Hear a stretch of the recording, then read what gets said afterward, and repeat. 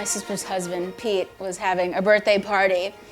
And we were at my parents' house, and it was a whole Star Wars theme, right? Everybody's like going as Princess Leia, da-da-da. And I was like, you know what? I think the guys will dig it if I show up as Chewbacca. If I have like some full-on facial hair, like I had a mustache, like it was tickling me the whole night, like full-on long extensions, a long beard extension. We made this dress out of like a rug, literally, like.